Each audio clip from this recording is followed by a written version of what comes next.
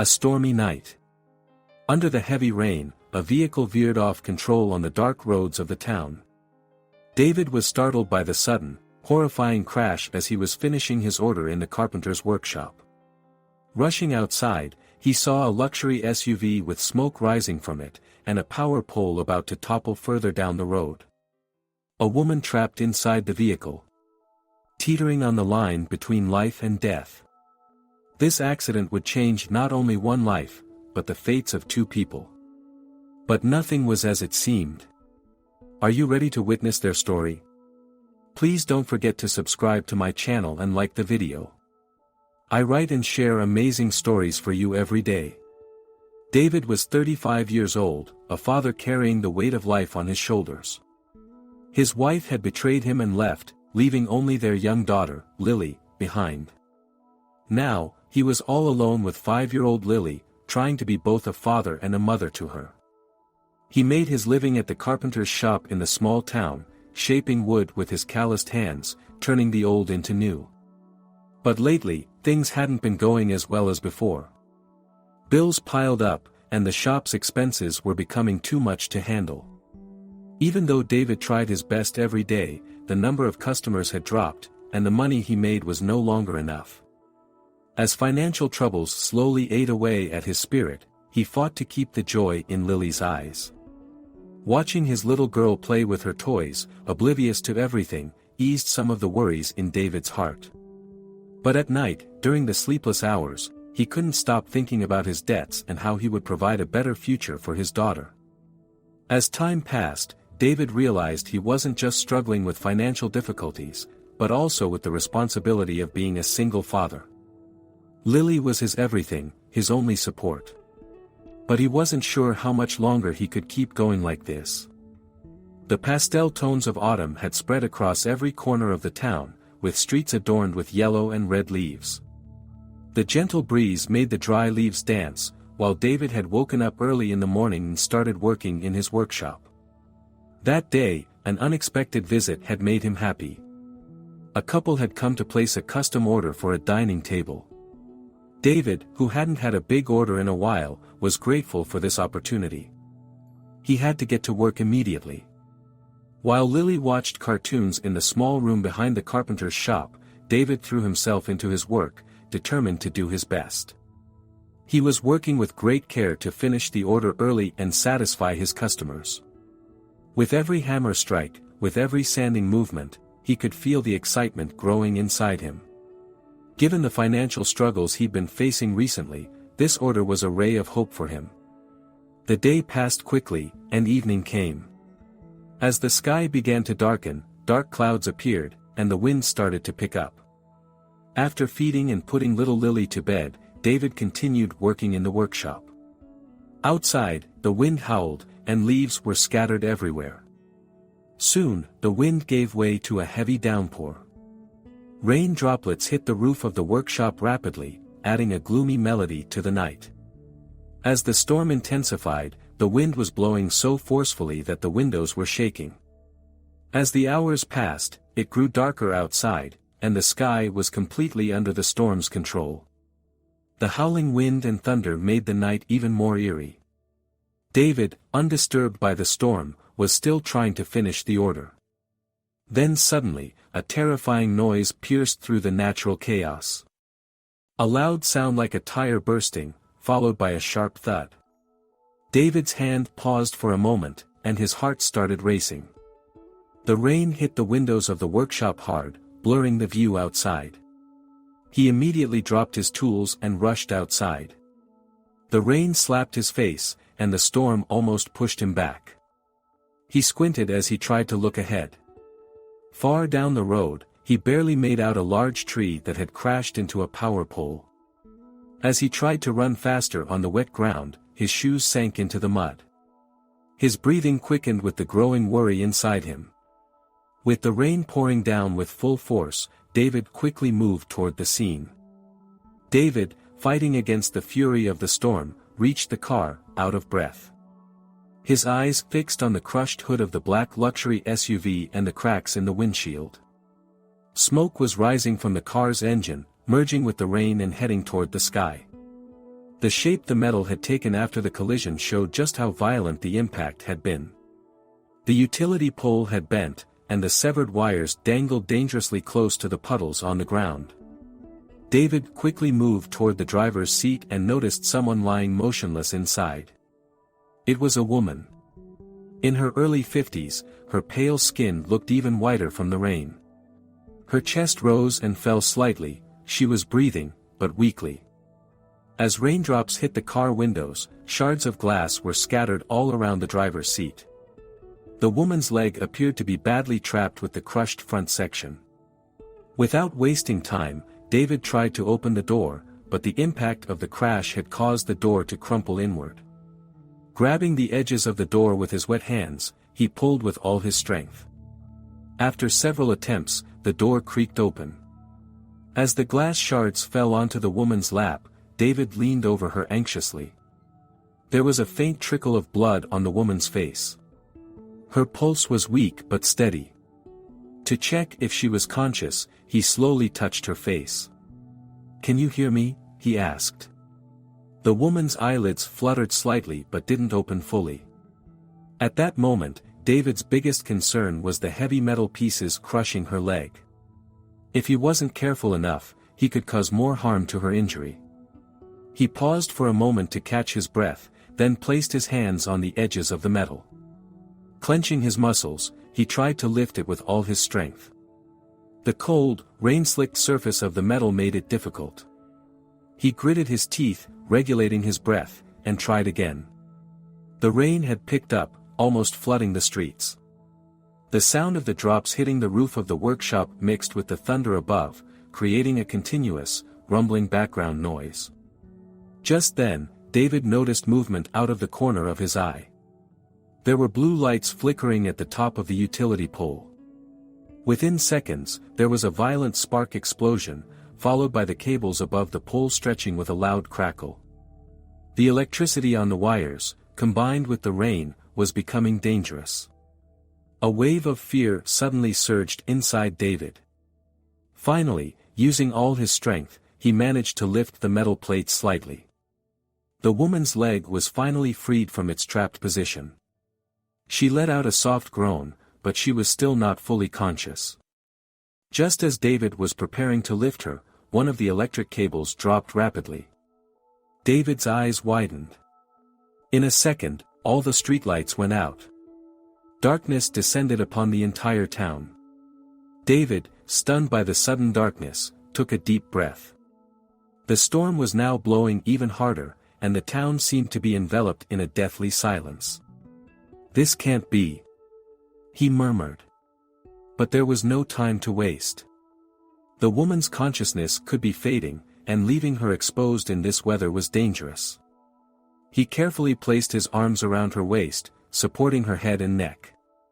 Her wet clothes and heavy body made it difficult for David to carry her, but he wasn't going to give up. The rain hit his face forcefully. As the storm intensified, David began to move slowly but steadily toward the workshop. His muddy boots sank with every step, but he didn't care. All he could think about was getting this woman to safety. The warm lights of the workshop appeared like a beacon of hope amidst the storm. David gritted his teeth and took the last few steps, carrying the woman inside. As the storm raged outside with all its might, David closed the door and took a deep breath. He hurriedly began to check the woman's wounds. Time was running out. David carefully carried the woman into the warm room behind the workshop. The room where little Lily was sleeping was illuminated by the soft flames of the fireplace. In the corner of the room, under a blanket that was slightly curled from the warmth, Lily's tiny breath could be heard. As David gently laid the woman down on the couch, Lily opened her sleepy eyes. The little girl rubbed her eyes, looked at her father, and whispered in a sleepy voice, "Daddy." David immediately responded, "Don't worry, sweetie. We need to help this lady. Can you bring me the phone?" Even though Lily was still sleepy, she sensed the seriousness in her father's tone. She took small steps toward the other side of the room, grabbed the phone, and handed it to David. David quickly dialed 911 and explained the situation while giving the address. However, the operator informed him that, due to the chaos caused by the storm in the town, the ambulance would be delayed. David gritted his teeth. He still needed to help the woman. After putting the phone aside, he grabbed a towel and began to dry her off. The woman was soaked, her clothes clung to her body, weighed down by the rain. The warmth of the fireplace was slightly heating the air in the room, but David knew he needed to act quickly to prevent her from getting cold. At that moment, a faint groan escaped the woman's lips. Her eyelids fluttered, her eyelashes trembled, and finally, she opened her eyes. When the woman opened her eyes, her face crinkled in pain. "What's going on? Where am I?" she whispered in a hoarse voice. David bent slightly over her, speaking in a reassuring tone, "Hey, you're safe. An ambulance is on the way. You had an accident, but you're going to be okay." The woman furrowed her brow, trying to feel her body, and suddenly touched her leg. She groaned in pain. "My leg. My leg." David saw her writhing in pain. Slowly, he sat beside her and asked calmly, "Can you sit up?" The woman gritted her teeth and slowly sat up, but even this movement caused intense pain to cross her face. When she looked at her leg, the situation became even clearer. Her leg was broken. The crooked posture, crushed tissue, and swelling showed the seriousness of the injury. David had to make a quick decision. The ambulance would be delayed, and moving the woman without stabilizing her leg could cause further damage. He stood up, went inside, and grabbed 2 equal-sized pieces of wood and some thick rope. At the same time, he found a battery-powered light and turned it on, lighting the room better to make his job easier. The woman was still groaning in pain, but David knew he needed to help her. David tried to distract her with soft words. "What's your name?" he asked. The woman blinked, her face contorted in pain, and answered, "Maria." At that moment, David began to stabilize her leg. He saw her clenching her teeth, her eyes filling with tears, but he had to continue. Suddenly, Maria let out a loud scream. David immediately tried to calm her. "It's over. It's over." He carefully placed the 2 pieces of wood on either side of her leg and quickly tied the thick rope, securing it in place. Beads of sweat were dripping from her forehead. Her wet hair stuck to her face, but there was a slight sense of relief in her eyes. David looked at her with understanding. "I know it hurts, but this will stop your leg from getting more damage." Maria, trying to catch her breath, weakly nodded. "Thank you," she said. Her voice was hoarse but sincere. David carefully observed Maria. Her long, gray-tinged hair was in soft curls. Despite her age, she looked well-groomed and strong. Her clothes seemed elegant and neat before the accident. She was probably someone important, but right now, it didn't matter who she was or why she was in the town. Right now, she was just a person in need of help. David smiled gently. "I'm David," he said. "I hope the ambulance gets here soon. It's good to see you awake."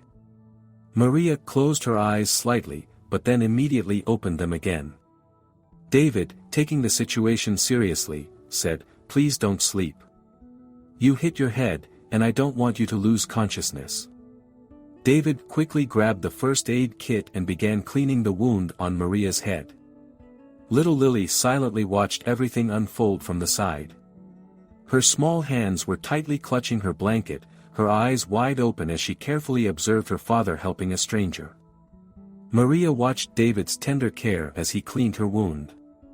She took a deep breath and whispered, "Thank you, David." The warm flames of the fireplace created a sense of safe refuge in the room, unlike the storm outside. While the town outside was submerged in cold and darkness, inside, a new story was beginning. Despite the howling storm outside, David felt a wave of relief wash over him as he heard the approaching sound of sirens. The flickering light from the fireplace combined with the blue and red lights of the ambulance, creating shadows that danced across the walls of the workshop. Standing just in front of the door, David let out a sigh and turned to his daughter. Lily hadn't left his side for a moment. Her small hands were tightly gripping her blanket. "Sweetheart, grab your coat," David said softly. Lily nodded, quickly letting go of her blanket and taking small steps toward the corner of the room to get her coat.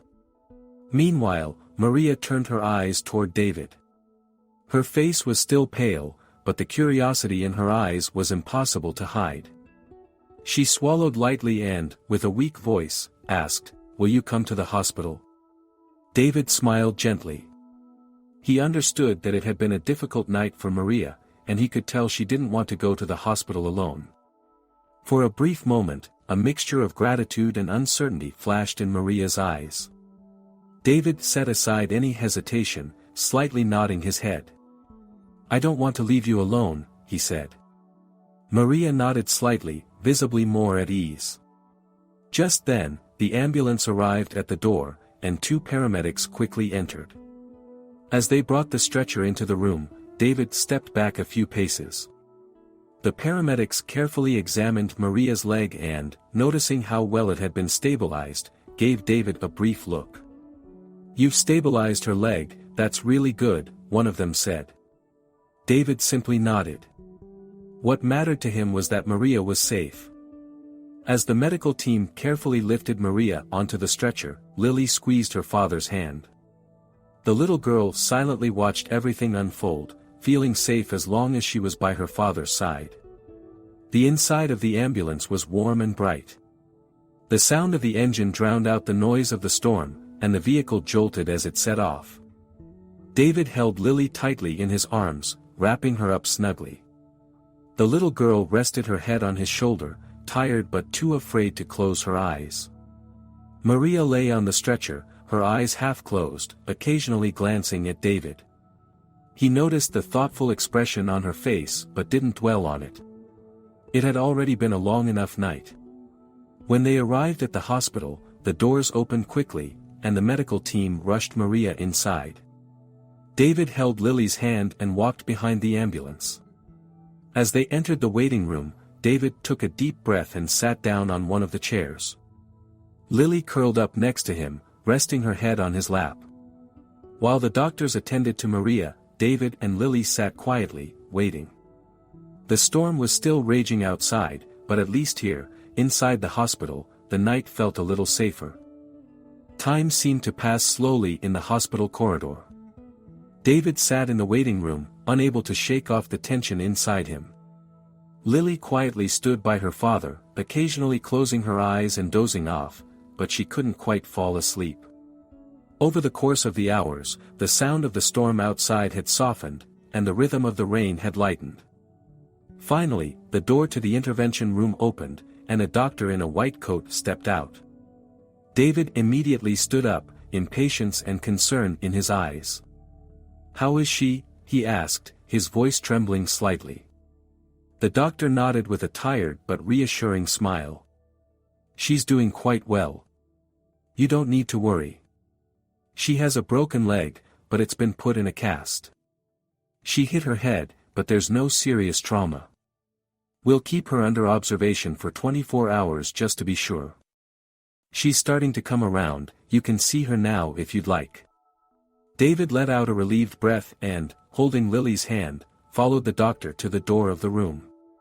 When they entered, they saw Maria lying on the stretcher. Her eyes were tired but open, her face still pale, but she was conscious. Maria smiled faintly when she saw David and Lily. "David. Thank you so much. I don't know what would have happened if you hadn't been there." David shook his head, smiling slightly. "It's nothing, Maria. Anyone would have done the same." Maria turned to Lily, noticing her small but strong hands.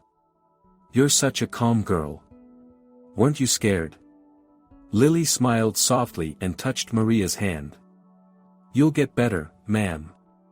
There was an unexpectedly confident tone in the little girl's voice. Maria blinked, then smiled warmly and nodded. "Yes, I'll get better," she said softly.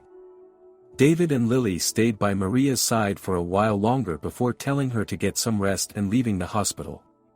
When they stepped outside, the rain had almost completely stopped. The storm had passed, and the town had returned to silence. By the time they reached the workshop, exhaustion had completely taken over them.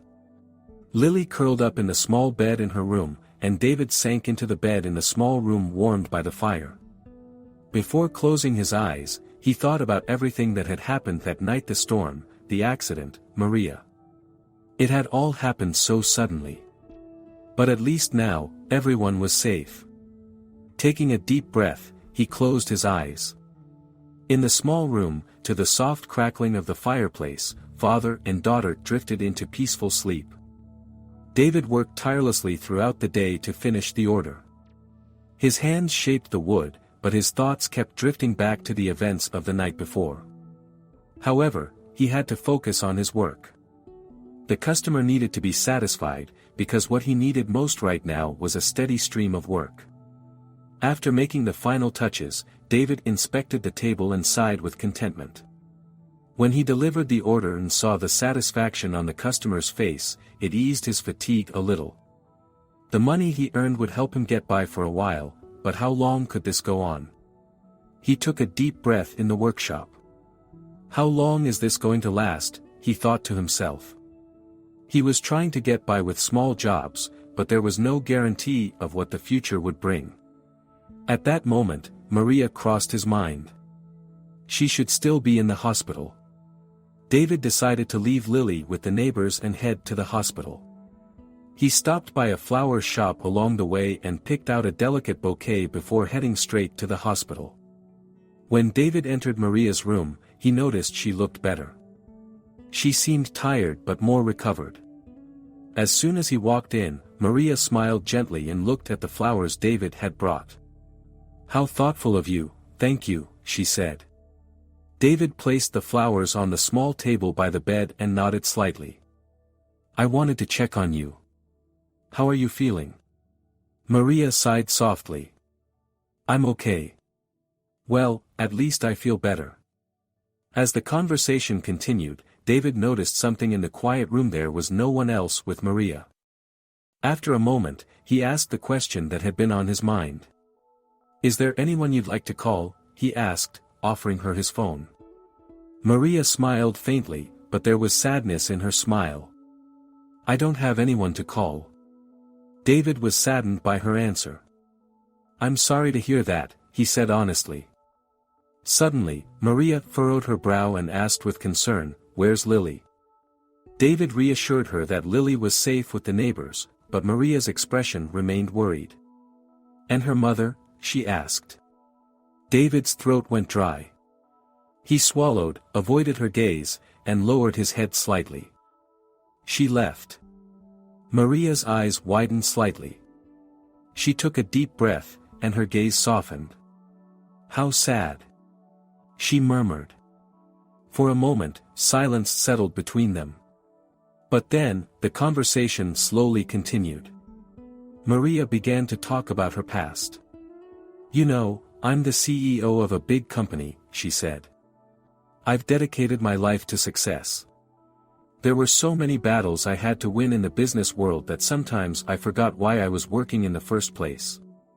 David listened attentively. Maria continued, "I even got into this accident rushing to a meeting. When flights were cancelled due to the storm, I just jumped into my car without thinking." She shook her head and sighed. "But what was I rushing to? Why was I working so much?" David noticed the vulnerability in Maria's eyes. Everyone expected her to be strong and successful, but storms were raging inside her. David smiled softly. "I know you probably don't want advice," he said in a polite tone. "But life shouldn't be like this, Maria. Sometimes you need to live, to rest. If you just rush through everything, nothing will be left behind." Maria's eyes filled with tears. She realized no one had spoken to her so sincerely in a long time. No one had told her to stop and breathe. "Thank you, David," she whispered. David nodded gently. "Always." In that moment, it felt like a turning point for both of them, a reminder that life wasn't just about work, responsibilities, and struggle. And perhaps this accident would be a turning point for Maria. It was time for Maria to be discharged from the hospital. When her assistant arrived to pick her up, Maria stared out the hospital room window for a while. The peaceful atmosphere of the town calmed the chaos inside her, if only for a moment.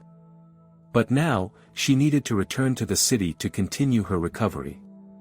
She would take a break from work until her leg fully healed. Still, no matter how far she went, she couldn't stop thinking about David. When she returned to the city, days passed, her leg healed, and eventually, she could walk comfortably again. But something inside her was still missing. That's why the first thing on her mind was seeing David. Upon returning to the town, she went straight to the workshop. As soon as she stepped inside, little Lily noticed her and excitedly ran over. The little girl looked at Maria's leg and asked with great curiosity, "It looks new." Maria laughed. "Yes, Lily, almost like new," she replied. Then, she looked around. "Where's your dad?" Just then, the door to the small room opened, and David walked in. His eyes lit up when he saw Maria. "Maria, how are you?" Maria smiled. "Much better," she said, then paused slightly and added, "I want to take you out for dinner tonight, David. We need to talk." David looked at her in surprise. He hadn't expected that, but somehow, it pleased him. Smiling slightly, he said, "Of course." He then turned to Lily. "Sweetheart, would you like me to leave you with your uncle today?" Lily shouted joyfully, "Yes." That evening, David and Maria met at one of the town's finest restaurants. Maria had arrived before David and was waiting for him at a table in the corner. As David entered, he noticed the determination in her eyes. Maria took a deep breath and began speaking. "I've thought a lot about it, David. You were right. I'm not living this life, I'm just chasing after things. I'm always rushing. I have no one, just my work. But for what?" David shook his head sadly. Maybe it's the price of success, he thought. But Maria shook her head resolutely.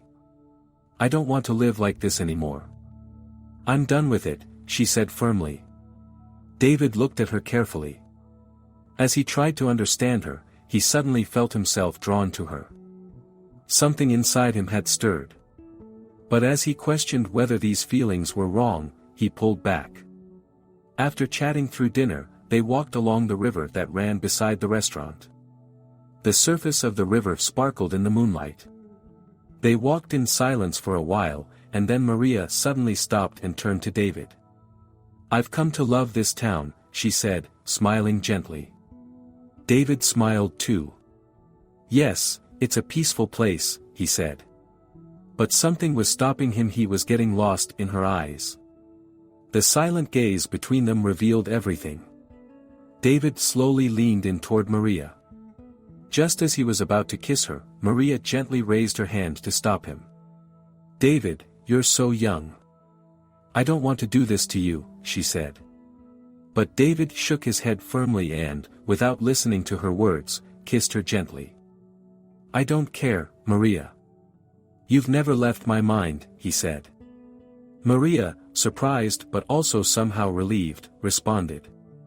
That night, their paths diverged, but it wasn't a permanent separation. Maria started visiting the town frequently. She was gradually leaving her life in the business world behind, realizing that the time she spent in the town gave her peace. And one day, when she walked into David's workshop, she was holding the deed to a house. "David," she said, her eyes shining. "I've decided to move to this town." David looked at her in surprise. "Really?" Maria nodded. "I want to live here. I want to continue my life here. If you want, we could live together." A big smile spread across David's face. "I would really like that, Maria." One evening, While Maria was admiring the pieces David had crafted in his workshop, she found herself once again in awe of his talent. The wooden furniture, the handcrafted details, and the care put into each piece were all a testament to David's love for his craft. She smiled softly and thought for a moment. Then, she turned her gaze to him and asked in a gentle voice, "David, what's your dream? What is it that you really want to do?" David paused for a moment when he heard Maria's question. No one had ever asked him that before. He lowered his gaze and sighed softly, then lifted his head with a small smile. "You know, I've always dreamed of opening my own boutique hotel," he said. "A small, cozy place where people can find peace.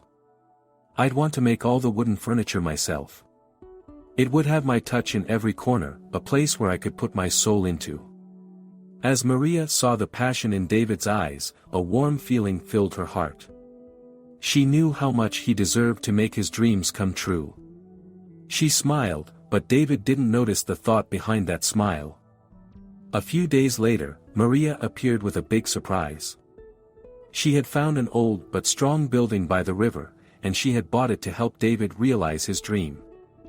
That day, while David was working in the workshop, Maria walked toward him with a key in her hand. There was excitement and joy in her eyes.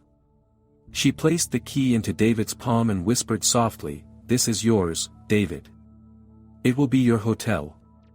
David stared at the key in his hand, astonished. His heart started to race. He looked at Maria, parted his lips, but the words got caught in his throat. "Maria, this is too much," he whispered. But Maria shook her head gently, locking her gaze with David's and speaking in a soft voice, "I want to continue my life here, with you, David. With Lily. If you want." David watched her for a few more seconds, seeing how sincerely she looked at him. Then, he felt the warmth that melted all his doubts inside. He smiled softly, gripping the key in his hand, and nodded. "I accept it with joy," he said. And so, David took his first step toward a new beginning. With great excitement, he began working on opening his own hotel.